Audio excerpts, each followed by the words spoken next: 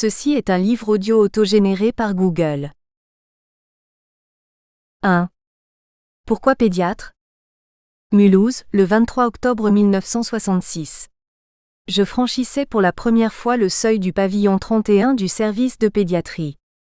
La secrétaire, une dame élégante et un peu hautaine, me demanda de patienter quelques minutes. Le professeur Bayer allait me recevoir avec un autre candidat venant de Tannes, pour pourvoir à un poste d'interne. Un sentiment d'inquiétude m'envahit.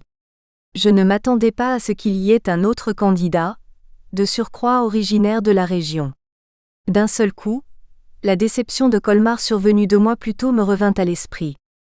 Cela faisait 2 ans que j'étais interne en médecine générale à l'hôpital Pasteur de Colmar. Avec mon physique de jeune adolescent naïf, les patients n'arrivaient pas à accepter que je sois le médecin du service. Je n'étais même pas pris pour un stagiaire. Lors de la visite, si j'étais seul ou accompagné de l'infirmière, le patient demandait souvent « Mais où est donc le médecin ?» Mes prescriptions avaient peu de chances d'être prises au sérieux. Je n'étais pas représentatif du corps médical. Cela allait même dans le sens de pensée d'un de mes grands-oncles. Celui-là même d'ailleurs qui n'avait jamais pris au sérieux son médecin de neveu, en l'occurrence mon père, et qui pensait que pour un médecin, je ne faisais vraiment pas le poids et qu'il faudrait absolument que j'engraisse de quelques kilos avant de mériter ce statut.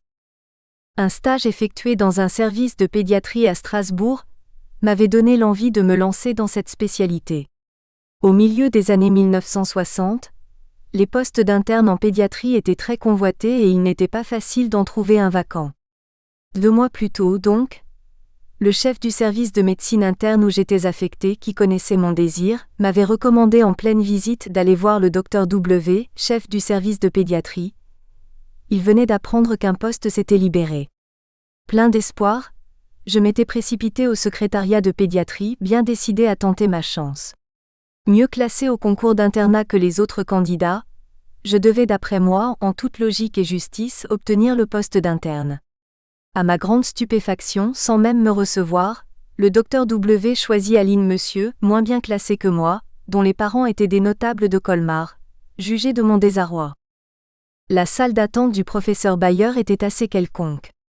C'était plutôt un lieu de passage, un couloir avec quelques chaises placées le long du mur, une table basse sur laquelle s'entassaient des revues. Pas de fenêtre, la salle était plutôt sombre.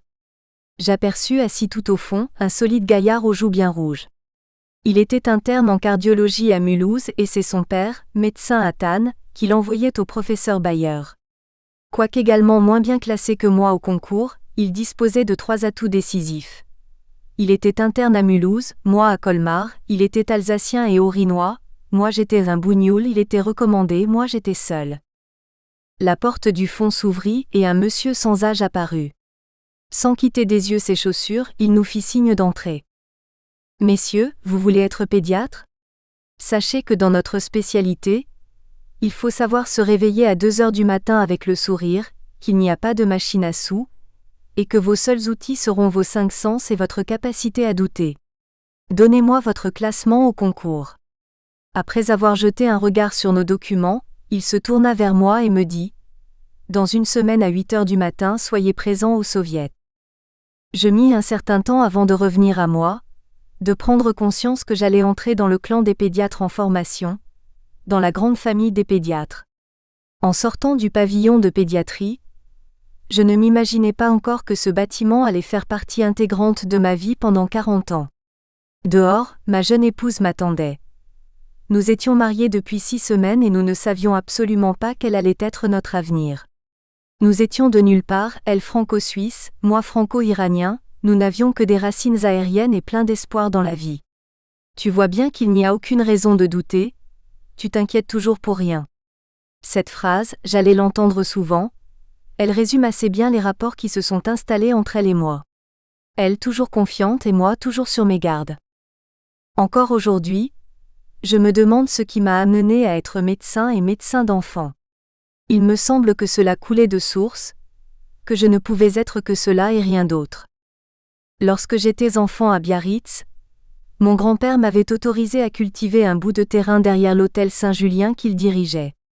J'avais vu pousser les haricots que j'avais plantés, j'étais fasciné par ce cotylédon qui s'ouvrait, par cette tige gracile courbée qui se déployait pour se relever, donner 2 feuilles puis d'autres qui grimpaient. J'observais la plante, émerveillé par la nature et par l'amour d'Ahitachi, mon grand-père basque. Je me souviens comme j'avais été intrigué par l'étude de la reproduction sexuée et asexuée des amibes enseignée par le père Goyot, au collège lazariste de Téhéran. Je parcourais avec beaucoup de curiosité les gros livres médicaux de mon père, pathologiste et endocrinologue, regardant les schémas compliqués, les photos des curiosités médicales, les nains, les géants. Je me souviens très bien d'une photo d'un des malades de mon père, qui mesurait plus de 2 mètres. Mon père m'avait expliqué que ce dernier souffrait d'une tumeur au cerveau sécrétant une substance qui continuait à le faire grandir. J'étais intrigué par la logique du vivant. En me lançant dans la médecine, je pensais à la biologie, pas encore à l'être humain. Le choix de la pédiatrie a une autre origine. Tout au long de leur formation, les étudiants en médecine doivent suivre des stages dans différents services.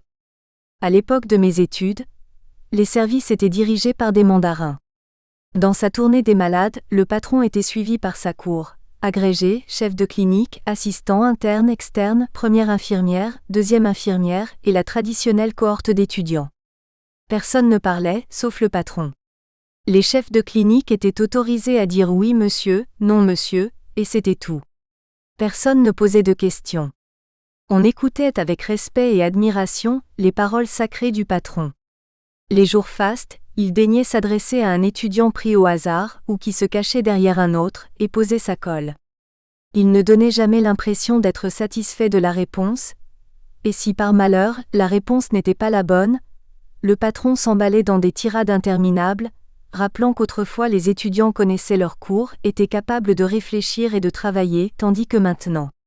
Aujourd'hui, la situation n'est plus aussi caricaturale, mais le patron reste le chef, le maître absolu. L'ambiance dans le service de pédiatrie était tout autre. Lors de mon premier stage, la dizaine de stagiaires qui débarquaient avaient été reçus par le professeur sacré, un homme aux cheveux poils de carotte, enfoui dans sa rondeur. Il était assis sur un tabouret beaucoup trop petit pour sa corpulence, devant une table d'examen sur laquelle un nourrisson d'environ 9 mois jouait avec le stéthoscope que le patron portait autour du cou. Tout en caressant la tête du bébé, il s'était adressé aux étudiants, leur demandant leur nom, leur provenance, leur souhait d'avenir. À partir de ce jour, il n'oublia jamais mon nom. Le professeur sacré régnait sur le service en patriarche plus qu'en patron. Il tutoyait tout le monde, étudiants, externes, internes, chefs de clinique, agrégés. Il était connu pour être un fin gourmet et un excellent cuisinier. Il lui arrivait, à 10 heures du matin, de demander à un interne ou même à un agrégé de le reconduire pour quelques minutes à son domicile afin de surveiller un plat qui mijotait. C'était un vieux garçon, mais il était une mère nourricière au sein du service de pédiatrie, s'intéressant aux soucis du personnel, aux peines de cœur des infirmières, aux conditions de vie des étudiants. Quand je l'ai connu, il était assez malade, mais continuait à avoir le verbe truculent et un humour caustique voire décapant au coin des lèvres. Il était le contraire du professeur Bayer, qui était l'exemple même de l'austérité et qui prit sa succession quelques années plus tard à sa mort prématurée. Il se dégageait de ce service un parfum d'humanité. Les médecins parlaient aux enfants, jouaient avec eux, les prenaient dans leurs bras. Les stagiaires avaient des noms et n'étaient pas toujours nuls. J'étais aussi très impressionné par la clarté des exposés des jeunes agrégés, avec qui j'allais garder des liens très cordiaux et même affectueux. Le stage de pédiatrie terminé, je n'avais plus qu'une idée en tête, me retrouver dans cette ambiance et travailler avec ces gens-là. Mais avant d'en arriver là, il y avait encore une longue route à faire. Les premières années s'étaient passées sans gros problèmes, mais comme je n'étais pas un étudiant particulièrement doué, j'avais dû beaucoup travailler, contrairement à certains de mes collègues qui faisaient régulièrement la noce et qui réussissaient brillamment aux examens. C'est au concours des hôpitaux non universitaires que j'avais réussi en étant à ma grande surprise très bien classé, ce qui m'autorisait à briguer les postes les plus intéressants. La machine était en route, et le titre de pédiatre possible, au bout de l'escalade. Rien cependant n'était joué. Décrocher un poste d'interne pour faire valider mes années était une chose, réussir aux examens et surtout à l'examen final national en était une autre. Les choses sérieuses allaient commencer une semaine plus tard, au Soviet. 2. Les années de formation. Le Soviet. La première fois que j'ai entendu ce mot en dehors du monde politique bolchevique, c'était dans la bouche du patron. J'ai cru qu'il plaisantait. J'ai trouvé cela amusant venant de la part de quelqu'un de si austère. Puis j'ai vu que le terme était utilisé couramment dans le service, mais je n'ai jamais su depuis quand cette expression était utilisée, ni qui l'avait introduite dans le vocabulaire médical. Au pavillon 31, le rythme de travail était toujours le même. À 8 heures, nous nous retrouvions, stagiaires, internes et assistants dans la salle de réunion. Le patron arrivait toujours ensuite en regardant le bout de ses chaussures, et sans jamais relever la tête. Nous nous tenions debout alignés en rang d'oignons. L'interne de garde, les yeux gonflés de sommeil, commençait immédiatement à parler des admissions de la nuit. Dans la grande majorité des cas, il s'agissait de cabanos, diarrhée, bronchite, températures inexpliquées. Parfois la situation était plus délicate et le diagnostic moins évident. L'assistant faisait ses commentaires et le patron donnait la touche finale. Puis chaque interne exposait le cas des enfants dont il avait la charge, et faisait part de ses lectures les concernant. Ces réunions avaient une importance pour le fonctionnement du service, et une grande valeur pédagogique. C'est dans ce contexte que j'eus une leçon du professeur que je n'oublierai jamais. J'étais très fière d'une étude que j'avais menée pour un enfant qui avait de sérieux problèmes de métabolisme. Le matin au Soviet, avec un gros dossier sous le bras et des arguments que je croyais massifs et évidents, j'annonçais la couleur et lâchais le diagnostic, glycogénose. J'attendais l'effet de surprise, les félicitations. Je connaissais l'intérêt du professeur Bayer pour les maladies métaboliques, et son désir de publier à ce sujet. Je me disais en mon fort intérieur, qu'avec ce cas je serais peut-être associé à une nouvelle publication. Après un moment de silence et sans détacher les yeux du bout de ses chaussures, d'une voix lente et monocorde, je l'entends encore maintenant dire « Alors monsieur Mesbah, est-ce la seule maladie que vous connaissiez ?» Ce fut la claque, j'avais compris la leçon. Ne jamais se prononcer sur un diagnostic avec précipitation, rester très critique devant ses propres certitudes. Savoir ce que ce n'est pas, avant de savoir ce que c'est. Dans le cas cité, je n'avais pas commencé par éliminer les différentes possibilités, j'avais donné ma conclusion sans qu'un doute apparaisse dans mon diagnostic. L'exemple même de la mauvaise médecine. Depuis, j'ai veillé durant toute ma vie professionnelle à appliquer la bonne démarche. 9 heures, la visite. Il y avait 2 types de visites. La grande et la petite. La petite visite se faisait 2 fois par jour. C'était le travail de l'interne qui, avec l'infirmière, devait passer de malade en malade pour examiner l'enfant, étudier le dossier, interpréter les résultats et radiographies, surveiller l'évolution et proposer le traitement. La grande visite se faisait 2 fois par semaine avec le patron et l'assistant du service. L'interne, en fonction de son ancienneté, exposait le cas, soumettait des hypothèses de diagnostic et de traitement. En général, le patron était assez ouvert au dialogue et acceptait assez facilement des avis différents du sien, mais il fallait argumenter et apporter des preuves en s'appuyant sur la littérature médicale. J'apprenais beaucoup durant ces visites. Le professeur Bayer ne parlait pas beaucoup, mais parfois, avec un mot bien placé, il donnait une impulsion aux suggestions. Il m'impressionnait beaucoup et sa timidité me bloquait. Je n'arrivais pas à avoir avec lui des discussions approfondies. J'avais toujours l'impression qu'il me prenait pour quantité négligeable. Un dimanche matin où j'étais de garde, je le vis débarquer dans le service à l'improviste. Il n'était pas en complet veston mais en pullover. Il partait en vacances. C'était un autre homme. Il commença par me parler des oiseaux, des roses et du chant grégorien. Avant de quitter le service, il se tourna vers moi. « Je vais m'absenter quelques jours, pourriez-vous vous occuper de mes privés ?» J'étais abasourdi. Il me faisait confiance et je crois que ce jour-là il me témoigna aussi de l'affection. 2 ou 3 fois par semaine, 1 ou 2 week-ends par mois, les internes étaient de garde, encadrés par l'assistant accessible. Il nous arrivait parfois pendant les vacances, ou lors de l'absence d'un collègue, d'être encore plus souvent sollicités. Les gardes se passaient au sous-sol du service, et 2 chambres avaient été aménagées pour nous accueillir.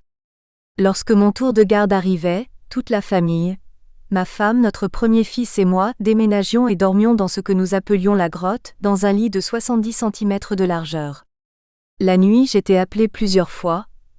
La sonnerie du téléphone me faisait mettre au garde à vous, prêt à intervenir, tandis que les deux autres restaient dans les bras de Morphée.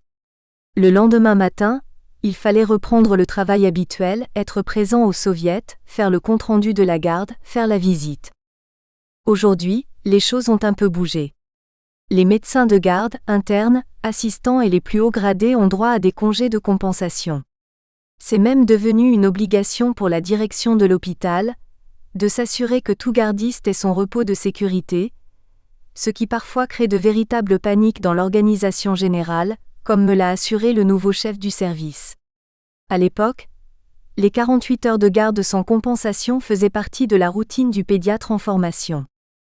En général, durant la garde, les pathologies rencontrées n'étaient pas très différentes de celles rencontrées en semaine.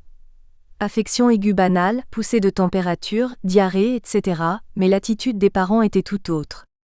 Ils étaient anxieux. Il fallait les rassurer, leur faire comprendre qu'il n'y avait pas d'urgence et que la prise en charge se ferait le lendemain dans les conditions habituelles de fonctionnement du service. Faire passer ce message à des parents affolés à 2 heures du matin est l'examen le plus dur que j'ai eu à passer. C'est à ceux qui ont subi mes explications qu'il faudrait demander mon degré de réussite à cet examen-là. Tout n'était hélas pas banal. Tout l'art que le professeur Bayer essayait de nous transmettre était d'être vigilant et de savoir dans la banalité déceler les cas graves qui demanderaient notre intervention rapide et efficace. Je me souviendrai toujours d'un cas particulièrement dramatique qui, heureusement, trouva une issue favorable. Un dimanche matin, de garde, je vois arriver des parents avec un enfant souriant qui avait de la température, sans aucun autre signe. La lettre du médecin de famille disait poussée dentaire probable. L'examen du nourrisson était normal, pas de foyer d'infection visible, rien en apparence qui puisse inquiéter. J'aurais pu rassurer les parents, conseiller de donner un antithermique si la température devait excéder les 39 degrés et revoir le médecin de famille dès le lendemain, mais quelque chose de vague en moi me disait de garder l'enfant en observation malgré la pénurie de lits. Lorsque le service était plein et qu'il n'y avait plus de lits disponibles, l'infirmière chef du service des nourrissons, mademoiselle Angèle, contre l'avis de l'administration mais en accord avec sa propre conscience et avec le oui complice et tacite du professeur Bayer, sortait des couffins en osier et y couchait les enfants en surnombre. Le nourrisson fébrile et souriant y fut déposé, et je décidai de repasser le voir après ma tournée du service. 1 heure plus tard, j'étais de retour et demandai aux infirmières de ses nouvelles. « Tout va bien », me dit la jeune élève infirmière, mais le bébé a une drôle d'éruption sur le tronc. En général, le mot éruption est synonyme de bénin, mais j'avais appris que toutes les éruptions n'étaient pas bénignes et que certaines pouvaient révéler des infections gravissimes, dont le purpura fulminant. Je me souviens très bien du bond que je fis vers le couffin, en voyant des taches pourpres sur le tronc du bébé qu'on venait de dévêtir à ma demande. La ponction lombaire que je fis dans les minutes qui suivirent confirma le diagnostic de méningite purulente, dont le purpura est un signe majeur. L'enfant fut perfusé et reçut les antibiotiques que l'on donnait à l'époque dans des cas similaires. 3 semaines plus tard, l'enfant était rentré chez lui, guéri et sans séquelles. Je venais de prendre en charge mon premier cas grave de A à Z. Une autre fois la situation fut hélas dramatique dès le début, et l'issue des plus sombres. En pleine nuit de garde, l'infirmière m'avait appelé. 4 enfants de la même famille venaient d'arriver et les parents avaient été admis aux urgences adultes. Toute la famille sortait d'un repas autour d'une cueillette de champignons. 3 des 4 enfants moururent ainsi que les 2 parents en médecine interne. Depuis ce drame, la seule vision de champignons me remplit d'effroi et malgré le titre de mycologue que beaucoup de mes amis se sont attribués, je garde une méfiance irréductible vis-à-vis de ces perfides végétaux. Un soir de garde, vers 22 heures, alors que j'étais assis dans le bureau en train de rédiger les lettres de sortie adressées aux médecins traitants des enfants hospitalisés, je vis s'ouvrir la porte et le professeur Bayer entra dans la pièce. Il n'était pas d'astreinte. Qu'est-ce qui pouvait l'amener à cette heure tardive ? Mademoiselle Angèle m'avait prévenu que de temps à autre, le patron était capable de faire irruption à n'importe quelle heure du jour ou de la nuit, de contrôler les dossiers, parfois d'examiner des enfants, et qu'il fallait être sur ses gardes en permanence, que rien ne devait traîner.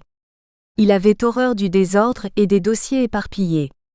Elle m'avait raconté qu'un soir, aussi tard que ce soir-là, il avait débarqué à l'improviste et demandé à faire la visite. L'infirmière de nuit avait dû sortir les dossiers, prévenir l'interne de garde et commencer la visite comme d'habitude. Soudain le patron avait tiqué, sur un enfant, et demandé à ce qu'on le lui montre immédiatement. Il s'était tourné vers l'interne, et lui avait demandé s'il avait dans ce cas éliminé la possibilité d'une invagination intestinale. L'interne avait bredouillé quelques mots.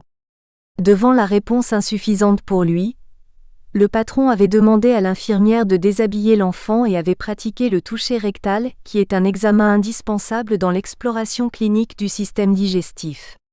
À peine avait-il introduit le petit doigt dans le rectum du bébé qu'il se tourna vers l'infirmière, me racontait mademoiselle Angèle, lui demandant d'appeler d'urgence les chirurgiens. Le doigt était ressorti souillé de sang, signe typique de l'invagination intestinale aiguë. 1 heure après, l'enfant était opéré et sauvé. Ce jour-là, je n'avais rien sur la conscience, mes dossiers étaient à jour et je n'avais rien à cacher.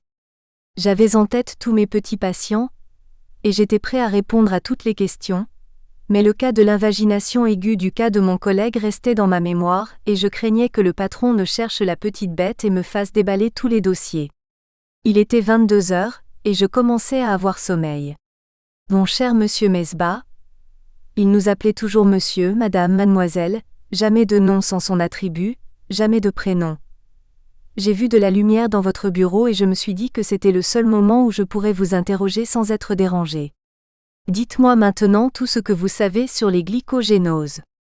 Ce soir-là, je retrouvais mon lit à 3 heures du matin avec une tête farcie de formules chimiques et pleine de nouvelles connaissances sur les glycogénoses. Je me jurais que plus jamais je n'affirmerais un diagnostic avec conviction. J'ai passé 6 ans et demi dans ce service. Au début, mes responsabilités étaient limitées. Tenir les dossiers à jour, faire l'observation des enfants, mettre les médecins traitants au courant en faisant les lettres de sortie. Au fur et à mesure de l'acquisition de nouvelles connaissances par la pratique et par la théorie, mes responsabilités devenaient plus importantes. Durant la dernière année de mon séjour dans le service, bien qu'encore interne, j'étais devenu faisant fonction d'assistant, et lors des gardes j'étais devenu un accessible, j'étais monté en grade, ce qui était certes grisant, mais mes nouvelles responsabilités étaient pour moi source de grandes angoisses. Dans les années 1970, une nouvelle branche de la pédiatrie a pris de l'importance, la néonatologie. Comme dans beaucoup de domaines médicaux, la pédiatrie avait fait d'énormes progrès. Depuis la fin de la Deuxième Guerre mondiale, la mortalité infantile avait régressé d'une manière considérable, passant de 42 millièmes à 811 000, elle est actuellement de 4 millièmes. Il devenait de plus en plus difficile de réduire encore davantage le nombre de décès. Une des causes de la mortalité infantile était due au traumatisme de la naissance. Partout dans le monde à niveau sanitaire élevé, une lutte contre ce fléau s'était installée. En France, des équipes de haut niveau s'étaient constituées entre autres à Paris et à Nancy, et un peu plus tard à Strasbourg sous la direction du professeur Jean Messé. Leur but ? Réduire le nombre de décès à la naissance et éviter les séquelles. Dès la naissance, l'enfant devait être pris en charge et cela dans les meilleures conditions de sécurité pour lui et sa mère. La grossesse et l'accouchement s'étaient médicalisés. Cette prise en charge était certes lourde, mais elle a permis d'enrayer la mortalité infantile et surtout de réduire le nombre de séquelles graves chez les nouveau-nés. Dans les grands hôpitaux, des unités de réanimation néonatale ont vu le jour et c'est ainsi qu'à la demande du professeur Bayer, j'ai été affecté à la première unité de réanimation néonatale du service de pédiatrie de Mulhouse. Cette unité était encore à l'état embryonnaire quand j'ai quitté le pavillon 31 en 1972. Par la suite, cette unité est devenue une référence en Alsace sous la direction d'un ami, le docteur Marc Benoît. J'entends souvent autour de moi des personnes sincères mais non averties, qui ne sont pas présentes dans les salles de réanimation, qui n'ont aucune donnée, aucune connaissance médicale, mais qui ont des certitudes sur la façon dont les réanimateurs devraient se comporter et qui tiennent des propos simplistes du type « il n'y a qu'à ». Leurs critiques vis-à-vis du corps médical sont parfois surprenantes et injustes. Certains trouvent que les réanimateurs en font trop et qu'ils devraient laisser les plus faibles partir, persuadés que les enfants handicapés sont la suite logique de l'action des réanimateurs, ce qui est parfaitement absurde et injuste. Dans leur esprit, il faut laisser la nature faire son travail, ne pas médicaliser la grossesse, laisser les femmes accoucher à domicile et faire des économies à la sécurité sociale en donnant pêle-mêle l'exemple des pays africains et de la Hollande. La discussion autour de ce thème peut mener très loin et fait intervenir la notion de l'éthique médicale, et même de l'éthique d'une manière plus globale. Cela m'amène à m'interroger sur la question de la vie et de la mort. Qu'est-ce que la vie? Où va-t-elle? Qu'est-ce que la mort? Qui sommes-nous? Quelle est la responsabilité de l'homme dans la nature?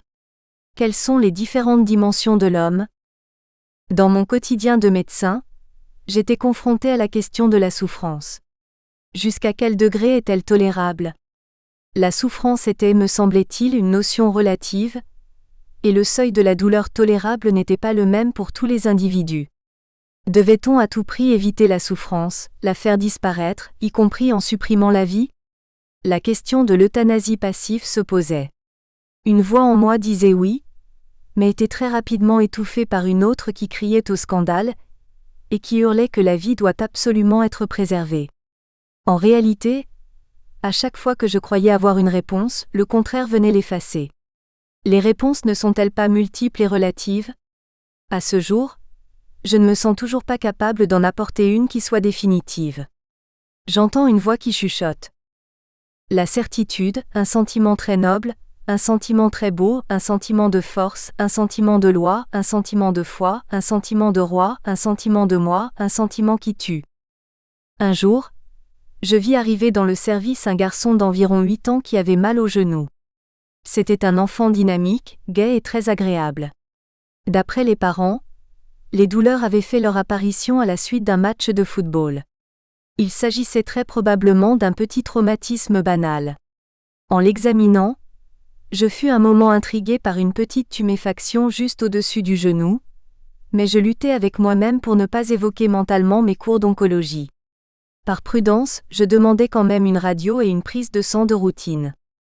Quelques heures après, les résultats en main, je sentis monter en moi une décharge d'adrénaline. Pourquoi autant de formes jeunes de globules blancs? Pourquoi cette anémie? Nous espérons que vous avez apprécié cet aperçu. Pour continuer à écouter ce livre audio sur Google Play Livres, utilisez le lien dans la description de la vidéo.